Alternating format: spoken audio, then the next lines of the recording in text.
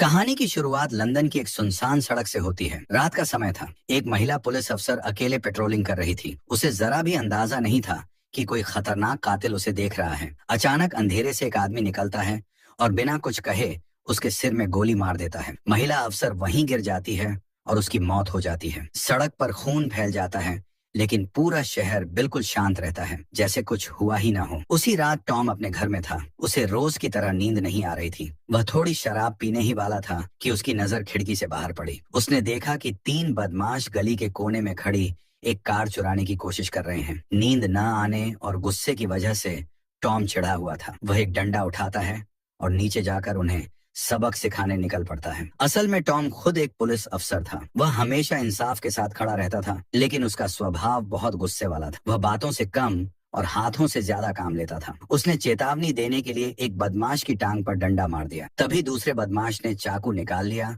और टॉम को धमकाने लगा। इसके बाद टॉम ने बिना कुछ कहे तीनों को इतना मारा कि वे दर्द से जमीन पर गिर गए। अगली सुबह मीडिया में इस मारपीट की खबर फैल गई। मीडिया पहले से ही पुलिस के खिलाफ थी, इसलिए उन्होंने इसे बड़ा मुद्दा बना दिया। गुस्से में पुलिस चीफ टॉम के पास आए और बोले कि उसने पुलिस की इमेज खराब की है। टॉम ने सीधे उनकी आंखों में देखकर कहा कि वह सिर्फ अपना बचाव कर रहा था। बदमाशों ने चाकू निकाला था और उसे मारने वाले थे। टॉम ने कहा कि अपराधियों से लड़ते समय उसके पास यह सोचने का वक्त नहीं होता कि मीडिया क्या लिखेगी। उसकी बात सुनकर पुलिस चीफ के पास उसे सजा देने का कोई कारण नहीं बचा। उन्होंने बस इतना कहा कि जब तक लोगों का गुस्सा शांत न हो जाए, तब तक वह किसी झगड़े में न पड़े। लोगों को भले ही टॉम एक सख्त और मारपीट करने वाला पुलिस वाला लगता हो, लेकिन अंदर से वह बहुत अच्छा इंसान था। वह अपने दोस्तों और साथियों की बहुत इज्जत करता था। उसे सबसे ज्यादा सम्मान इंस्पेक्टर ब्रूस के लिए था, जो उसके पुराने बॉस थे। ब्रूस टॉम को अच्छे से जानते थे और जानते थे कि वह दिल का साफ इंसान है, बस गुस्सा जल्दी आ जाता है। आज का दिन टॉम के लिए बहुत दुख भरा था,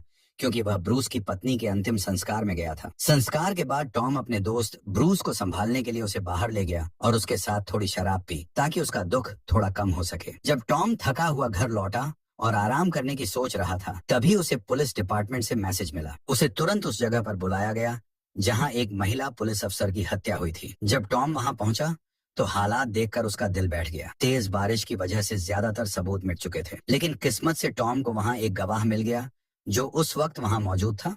अपने बॉस के आदेश पर टॉम उस गवाह को अपनी गाड़ी में बैठाकर पूछताछ के लिए निकलता है। उस आदमी का नाम एंथोनी था। रास्ते में टॉम उसे सवाल जवाब कर रहा होता है। तभी एंथोनी मुस्कुराते हुए एक ऐसी बात कहता है जिससे टॉम हैरान रह जाता है। एंथोनी बताता है कि वह टॉम का बहुत बड़ा फैन है। टॉम के चेहरे पर हैरानी देखकर एंथोनी वजह बताता है। वह कहता है कि पिछले साल टॉम ने एक बार में एक पागल आदमी को लोहे की रॉड से पीटा था, जब वह लोगों पर हमला कर रहा था। उसी दिन से टॉम उस बार में हीरो बन गया था और लोग उसकी बहादुरी के किस्से सुनाने लगे थे। दूसरी तरफ अपनी पत्नी की मौत से टूट चुके इंस्पेक्टर ब्रूस ने कुछ समय के लिए छुट्टी ले ली थी। पुलिस डिपार्टमेंट में अफसरों की कमी हो गई, इसलिए वेस्टर्न फोर्स से एक नए इंस्पेक्टर को बुलाया गया। उसका नाम नाश था। नाश दिखने में दुबला पतला और थोड़ा कमजोर सा लगता था। उसे देखते ही वहां मौजूद तगड़े पुलिस वाले उसका मजाक उड़ाने लगे। डिपार्टमेंट में कुछ लोग बचकानी हरकतों से बाज नहीं आते थे। उन्होंने नाश को परेशान करने के लिए बाथरूम की दीवारों पर उसके बारे में गलत बातें लिख दी, लेकिन नाश ने गुस्सा करने के बजाय बस गहरी सांस ली और चुप रहा। उसके चेहरे से साफ लग रहा था कि यह सब वह पहले भी झेल चुका है। नाश को टॉम की टीम में शामिल कर दिया गया ताकि दोनों मिलकर उस महिला पुलिस अफसर के कातिल को पकड़ सकें। बाकी लोगों की तरह टॉम को भी नाश बिल्कुल पसंद नहीं आया। टॉम को लगता था कि जहां ताकत की जरूरत हो, वहां इतना नाजुक लड़का किसी काम का नहीं है। दोनों की सोच एक दूसरे से बिल्कुल अलग थी और केस में अभी तक कोई नया सुराग भी नहीं मिल रहा था। पुलिस वाले यही सोच रहे थे कि जांच अब ऐसे मोड़ पर आ गई है जहां से आगे कोई रास्ता नहीं दिख रहा। तभी मीडिया में एक खबर आई जिसने पूरे डिपार्टमेंट में हड़कंप मचा दिया। दरअसल उस दिन एक अखबार के क्राइम डिपार्टमेंट में काम करने वाले हेरोल्ड के पास एक अनजान फोन आया। फोन करने वाला कोई और नहीं बल्कि वही कातिल था जिसने महिला पुलिस अफसर को मारा था। उसने हेरोल्ड से कहा कि वह हत्या से जुड़ी सारी बातें बताएगा और हेरोल्ड उन्हें ध्यान से लिख ले। बातों बातों में कातिल ने हेरोल्ड से उसका पसंदीदा नंबर पूछा। डर के मारे हेरोल्ड ने 8 कह दिया। यह सुनकर कातिल खुश हो गया और बोला कि वह आज 8 पुलिस वालों को मारेगा। फोन कटते ही कातिल ने एक जवान पुलिस अफसर को निशाना बनाया। कुछ पल बात करने के बाद उसने अपनी बंदूक निकाली और उस अफसर को गोली मार दी। गोली की आवाज सुनते ही आसपास के लोग डर गए और पुलिस मौके पर पहुंच गई। कुछ ही दिनों में यह शहर का दूसरा कत्ल था। अब कातिल खुलेआम पुलिस को चुनौती दे रहा था और पुलिस अफसरों को मार रहा था। इस घटना ने पूरे पुलिस फोर्स को हिलाकर रख दिया। हर तरफ दबाव बढ़ गया। हजारों पुरानी फाइलें दोबारा खोली गईं, लेकिन कातिल का कोई सुराग नहीं मिला। असल में वह कातिल बहुत चालाक था। उसे हर कैमरे की जगह पता थी। वह हमेशा ऐसे रास्तों से जाता जहां कैमरे उसे न देख सके। वह कोई सबूत भी नहीं छोड़ता था। दोपहर के खाने के समय नाश ने हिम्मत की और चुप्पी तोड़ते हुए टॉम से बात करने की कोशिश की। उसे पता था कि अगर इस कातिल को पकड़ना है तो उसे और टॉम को मिलकर काम करना होगा। नाश यह भी जानता था कि टॉम उसे बिल्कुल पसंद नहीं करता। इसके बावजूद नाश ने बात शुरू की और कहा कि अगर इस केस को खत्म करना है तो उन दोनों को मिलकर काम करना होगा। जब नाश ने केस की फाइल दोबारा ध्यान से देखी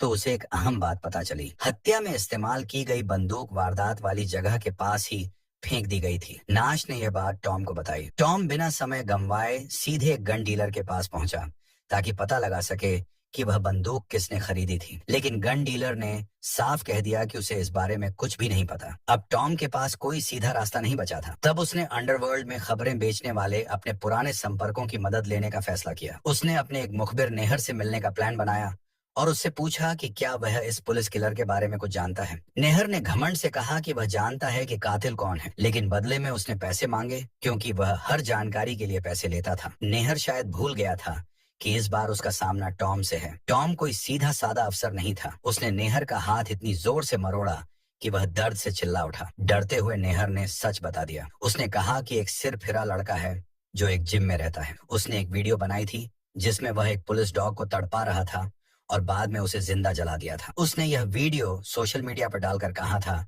कि वह एक बड़े कत्लेआम की तैयारी कर रहा है। ये बड़ी जानकारी मिलते ही टॉम वहां से निकल पड़ा। पीछे नेहर गुस्से में बड़बड़ाता रह गया। टॉम उस जिम पहुंचा और बहुत सावधानी से निगरानी करने लगा ताकि शक न हो। उसने अपनी पहचान नहीं बताई और चुपचाप संदिग्ध आदमी पर नजर रखता रहा। रात को घर लौटकर टॉम ने नाश को फोन किया और नए सुरागों और आगे की योजना पर बात की। बाद में दोनों साथ बैठकर शराब पीने लगे। बातों बातों में टॉम थोड़ा नशे में आ गया और पहली बार उसने नाश के सामने अपने दिल की बात कही। टॉम ने बताया कि इस भेदभाव भरी दुनिया में उसे अक्सर घुटन महसूस होती है। उसने अपनी आंखों से देखा है कि कैसे बड़े अपराधी पैसे और ताकत के दम पर कानून से बच जाते हैं और वह कुछ नहीं कर पाता। यही बेबसी उसे धीरे धीरे और हिंसक बनाती गई। वह चाहता था कि हर अपराधी को उसी वक्त सड़क पर सजा मिले, लेकिन इसके बदले उसे हमेशा अपने अफसरों की डांट और गालियां ही मिली। नाश ने टॉम की बात ध्यान से सुनी और कहा कि वह उसे पूरी तरह समझता है क्योंकि वह खुद भी ऐसे दौर से गुजर चुका है। नाश ने अपना एक पुराना राज बताया। जब वह वेस्ट साइड पुलिस डिपार्टमेंट में था तब उन्होंने एक कातिल को पकड़ा था। सब जानते थे कि वही गुनहगार है, लेकिन सबूत न होने की वजह से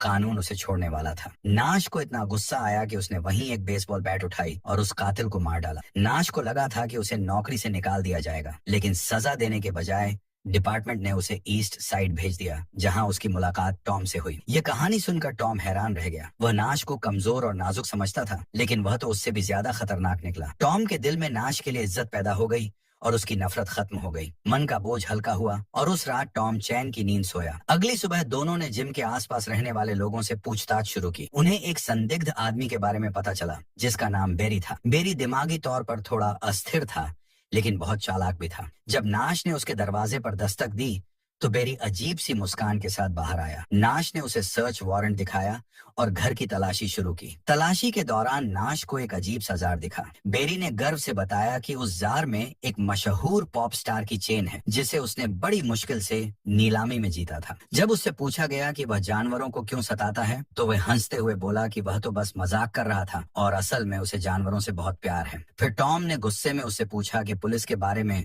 वह क्या सोचता है, क्या वह पुलिस से भी प्यार करता है। यह सुनकर बेरी डर गया और बोला कि वह रोज भगवान से दुआ करता है कि पुलिस हमेशा स्वस्थ रहे और समाज में इंसाफ बना रहे। बेरी ने इतने आराम से जवाब दिए कि यह समझना मुश्किल था कि वह सच बोल रहा है या झूठ, लेकिन उसकी बात करने के तरीके से टॉम को तुरंत याद आ गया कि यही वह पागल आदमी है जिसे उसने कभी बार में लोहे की रॉड से पीटा था। ऐसा लग रहा था कि समय के साथ बेरी की हिंसक सोच कम नहीं हुई बल्कि और बढ़ गई थी। हालांकि नाश और टॉम को उसके घर से कोई पक्का सबूत नहीं मिला, लेकिन दोनों को पूरा यकीन हो गया कि असली कातिल बेरी ही है। इसकी एक बड़ी वजह यह थी कि टॉम से पिटने के बाद बेरी पुलिस से नफरत करने लगा था। दोनों ने फैसला किया कि अब बेरी ही उनका मुख्य संदिग्ध होगा और पूरी टीम उसी पर नजर रखेगी। जैसे ही टॉम और नाश वहां से निकले, बेरी के चेहरे से नकली मुस्कान गायब हो गई। वह पागलों की तरह बड़बड़ाने लगा कि असली खेल अब शुरू होगा। उसने जल्दी जल्दी अपना सामान समेटा और निकलने की तैयारी करने लगा। नीचे नेहर भी चुपचाप बेरी का पीछा कर रहा था। उसे भी शक था कि बेरी कुछ बड़ा छुपा रहा है। साथ ही वह ऐसे सबूत ढूंढना चाहता था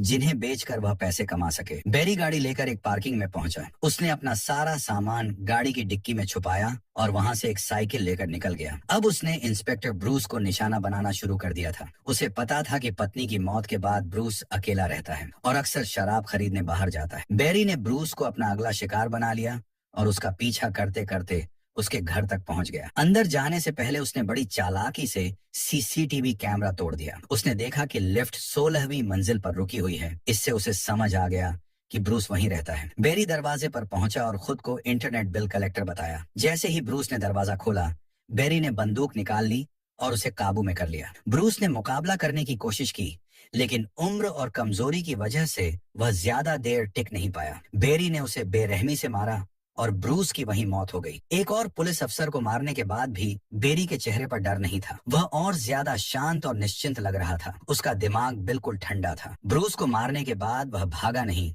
बल्कि आराम से वहीं बैठकर टीवी देखने लगा। उसने खुद को अच्छी तरह साफ किया ताकि शरीर पर खून का एक भी निशान न रहे। जाते जाते उसने पूरे घर में शराब छिड़क दी और आग लगा दी ताकि सारे सबूत खत्म हो जाएं। जब बेरी बिल्डिंग से बाहर निकला, तब तक फायर ब्रिगेड की गाड़ियां पहुंच चुकी थीं, लेकिन भीड़ में किसी को भी उस पर शक नहीं हुआ। बेरी ने तुरंत रिपोर्टर हेरोल्ड को फोन किया और गर्व से बताया कि उसने इंस्पेक्टर ब्रूस को मार दिया है। उसने कहा कि उसका तरीका गोरिल्ला स्टाइल है, अचानक हमला करो और पल भर में गायब हो जाओ। उसने कहा कि अब से अखबारों में उसका नाम ब्लिट्स लिखा जाएगा। अगले ही दिन पूरे लंदन में डर फैल गया। मीडिया में सिर्फ एक ही चर्चा थी, एक ऐसा सीरियल किलर जो पुलिस वालों को चुन चुन कर मार रहा है। जब नाश ने यह खबर पढ़ी तो उसका खून खौल उठा। वह तुरंत टॉम के पास पहुंचा। दोनों समझ गए कि हेरोल्ड ही वह कड़ी है जो उन्हें कातिल तक पहुंचा सकती है, क्योंकि कातिल हर हत्या के बाद उसी को फोन करता था ताकि पुलिस की बेइज्जती कर सके। दूसरी तरफ नेहर ने मौका देखकर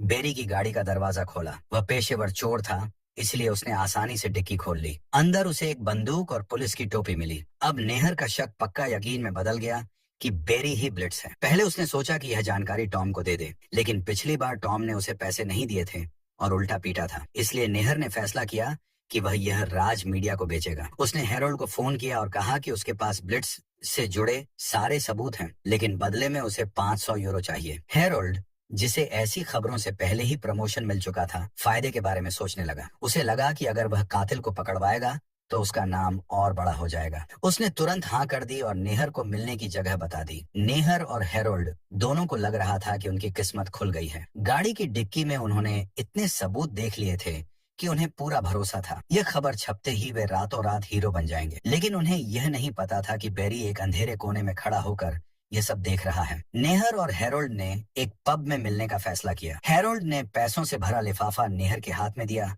और बदले में कातिल का नाम पूछा। नेहर भी चालाक था। उसने कहा कि पहले वह बाथरूम में जाकर पैसे गिनेगा, फिर आकर नाम बताएगा। नेहर बाथरूम में गया। पैसे देखकर वह खुशी से पागल सा हो गया, लेकिन तभी बेरी वहां पहुंच गया। बेरी को देखते ही नेहर का चेहरा पीला पड़ गया। डर के मारे नेहर गिड़गिड़ाने लगा और बोला कि उसने अभी तक रिपोर्टर को कातिल का नाम नहीं बताया है, लेकिन बेरी जैसे खून खराबा पसंद करने वाले आदमी ने उसे छोड़ने का कोई इरादा नहीं रखा। बेरी ने बिना देर किए नेहर को पकड़ लिया और पानी में डुबो डुबो कर उसकी जान ले ली। उसने पैसे उठाए और तुरंत वहां से निकल गया ताकि अपनी गाड़ी में रखे सारे सबूत भी मिटा सके। जब बहुत देर तक नेहर बाहर नहीं आया तो हेरोल्ड बाथरूम में गया। वहां नेहर की लाश देखकर उसके होश उड़ गए। थोड़ी ही देर में पुलिस वहां पहुंच गई। टॉम और नाश ने हेरोल्ड से पूछताछ शुरू की। टॉम को हेरोल्ड से सख्त नफरत थी, क्योंकि इस रिपोर्टर ने उसकी छवि एक गुंडे पुलिस वाले की बना दी थी और वह हमेशा पुलिस के खिलाफ झूठी खबरें छापता था। टॉम ने उसे डराया, धमकाया और सच उगलवाया। डर के मारे हेरोल्ड ने सब कुछ बता दिया। हेरोल्ड ने बताया कि नेहर के पास कातिल की पहचान थी। उसने यह भी कहा कि एक गाड़ी हैजिस की डिक्की में कातिल ने सारे सबूत छुपा रखे थे। यह सुनकर टॉम और नाश तुरंत पार्किंग गैराज पहुंचे, लेकिन बेरी उनसे पहले ही वहां पहुंच चुका था। वह सारे सबूत हटाकर कहीं और छुपा चुका था। टॉम की नजर वहां लगे सिक्योरिटी कैमरे पर पड़ी। उसने गार्ड से फुटेज मांगी, लेकिन यहाँ भी किस्मत ने साथ नहीं दिया। गार्ड ने बताया कि मशीन की मेमोरी भर चुकी थी और एक दिन पहले ही सिस्टम रीसेट कर दिया गया था। पिछले 6 महीने का सारा डेटा मिट चुका था। खाली हाथ लौटने के बाद टॉम और नाश ने मिलकर पूरे केस की गहरी जांच की। उन्होंने देखा कि तीनों हत्याओं में एक बात समान थी। तीनों मारे गए लोग पुलिस वाले थे और कातिल ने हर बार कोई सबूत नहीं छोड़ा था। सिर्फ एक कपड़े का टुकड़ा मिला था जिस पर जिम का नाम लिखा था। अब टॉम ने अपनी एक दोस्त की मदद ली और बेरी के पुराने रिकॉर्ड निकलवाए। बेरी कोई छोटा अपराधी नहीं था। उसके पुराने अपराधों की लिस्ट बहुत लंबी थी। जब उन्होंने ध्यान से देखा तो एक बड़ा सच सामने आया। जिन जिन पुलिस वालों की हत्या हुई थी वे सभी कभी न कभी बेरी को गिरफ्तार कर चुके थे। पहले ऑफिसर सैंड्रा, फिर वह जवान पुलिस अफसर और फिर इंस्पेक्टर ब्रूस। जैसे ही टॉम ने लिस्ट में नीचे देखा उसके होश उड़ गए। अगला नाम एलिजाबेथ का था। एलिजाबेथ वही ट्रेनी सर्जन थी जिसे टॉम खुद ट्रेनिंग दे रहा था। अब सारे सबूत साफ बता रहे थे कि अगला निशाना एलिजाबेथ ही थी और उधर एलिजाबेथ को इस खतरे का जरा भी अंदाजा नहीं था। एलिजाबेथ उस रात अपने बॉयफ्रेंड के साथ एक बार में डेट पर थी। दोनों खुश थे और अच्छा समय बिता रहे थे, लेकिन उन्हें यह नहीं पता था कि भीड़ में छुपा बेरी उन दोनों पर नजर रखे हुए हैं। कुछ देर बाद उसका बॉयफ्रेंड उसे घर छोड़ने आया। रास्ते में किसी बात को लेकर दोनों की बहस हो गई। गुस्से में एलिजाबेथ अकेली ही घर के अंदर जाने लगी। जैसे ही वह दरवाजा खोल रही थी उसी समय उसके फोन पर टॉम का कॉल आया। घबराहट में उसका फोन हाथ से गिर गया। फोन उठाने के लिए वह नीचे झुकी और किस्मत से उसी पल बेरी का हमला उसके सिर के ऊपर से निकल गया। बेरी ने अपना चेहरा पूरी तरह ढक रखा था। एलिजाबेथ की जान खतरे में थी। तभी एक नौजवान लड़का दौड़कर आया और उसने बेरी को पीछे से पकड़ लिया, लेकिन वह बेरी की ताकत के सामने टिक नहीं पाया। बेरी ने उसे जोर से जमीन पर पटका और एक भयानक लात मारी जिससे उस लड़के की गर्दन टूट गई और उसकी मौके पर ही मौत हो गई। जब एलिजाबेथ ने पास जाकर देखा तो वह उसका नेक दिल पड़ोसी निकला। वह जोर जोर से चिल्लाने लगी, लेकिन तब तक बहुत देर हो चुकी थी। कुछ ही देर में पुलिस मौके पर पहुंच गई। टॉम और नाश भी वहां आ गए। दोनों एलिजाबेथ को संभालने लगे जो बुरी तरह डरी हुई थी। रोते हुए एलिजाबेथ ने बताया कि मरने वाला लड़का उसका बचपन का दोस्त था। वे एक दूसरे को बहुत अच्छे से जानते थे। उसने यह भी बताया कि थोड़ी देर पहले उसी दोस्त ने उसे इस कातिल के बारे में सावधान किया था। थोड़ी देर बाद एलिजाबेथ का बॉयफ्रेंड भी वहां पहुंच गया। उसे पता चला था कि घर के बाहर पुलिस खड़ी है, लेकिन वहां पहुंचते ही टॉम और नाश उस पर गुस्सा हो गए। उन्होंने उसे डांटते हुए कहा कि वह अपनी गर्लफ्रेंड को अकेला घर कैसे छोड़कर चला गया। अगर वह पड़ोसी लड़का नहीं होता तो आज एलिजाबेथ भी मारी जा चुकी होती। अब तक एक और बेगुनाह की जान जा चुकी थी। इस वजह से टॉम और नाश दोनों का खून खौल रहा था। बिना समय गंवाए दोनों बेरी के घर पहुंचे, लेकिन बेरी वहां से पहले ही भाग चुका था। घर की तलाशी ली गई,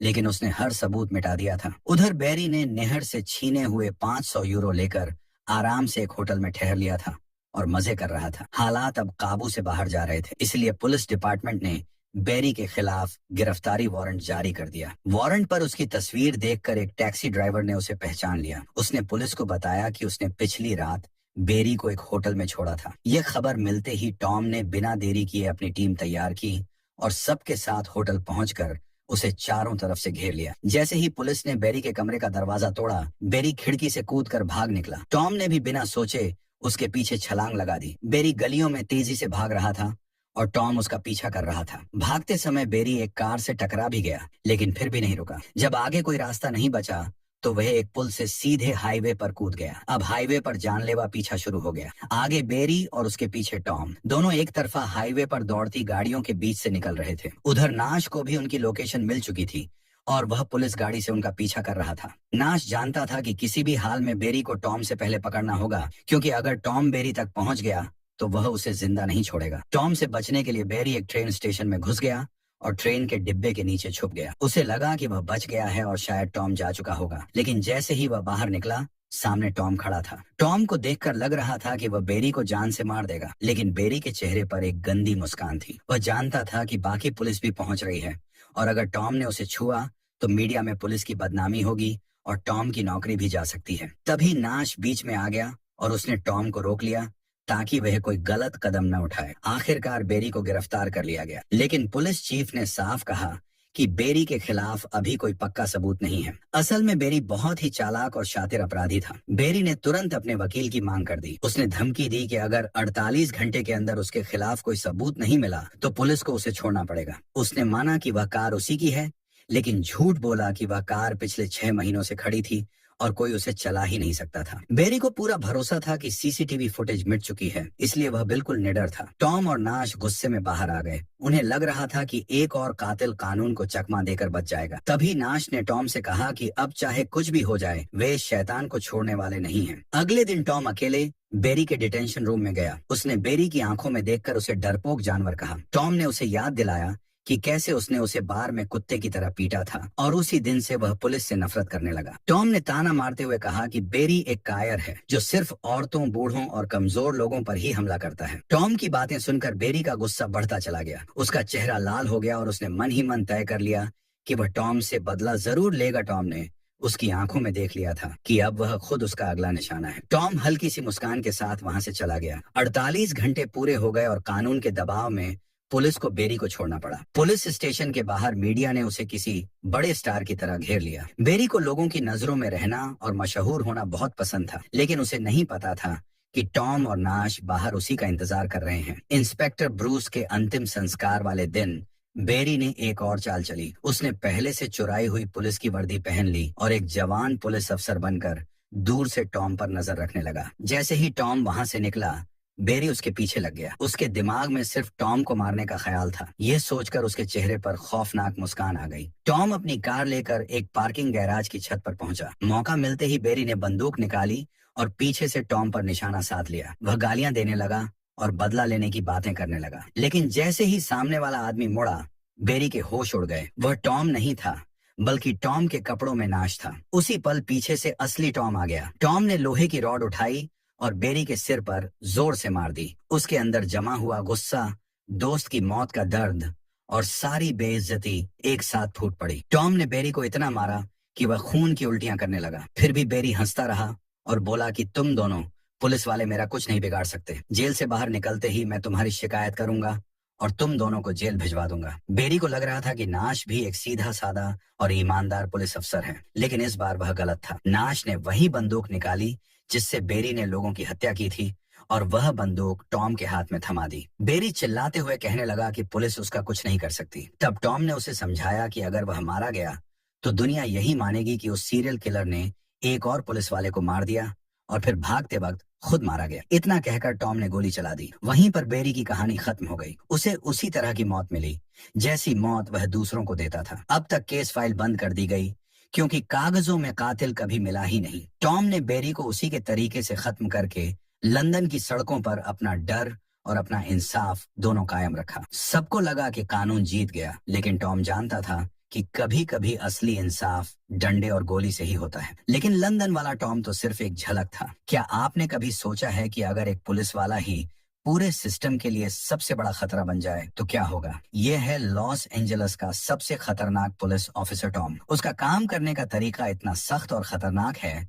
कि अपराधी भी उससे डरते हैं। लेकिन उसकी जिंदगी तब पूरी तरह बदल जाती है जब उसी के डिपार्टमेंट के लोग उसके खिलाफ हो जाते हैं। अब सवाल ये है, अपने दोस्त की मौत का बदला लेने और डिपार्टमेंट में छुपे गद्दारों को खत्म करने के इस खेल में क्या ये स्ट्रीट किंग बच पाएगा? ये कहानी दोस्ती की नहीं, बल्कि सबसे बड़े धोखे की है। अगर आपने यह कहानी मिस कर दी तो समझिए कुछ भी नहीं देखा। स्क्रीन पर दिख रही वीडियो पर क्लिक करें और देखें कि कैसे वह अपने दोस्त की मौत का बदला लेता है।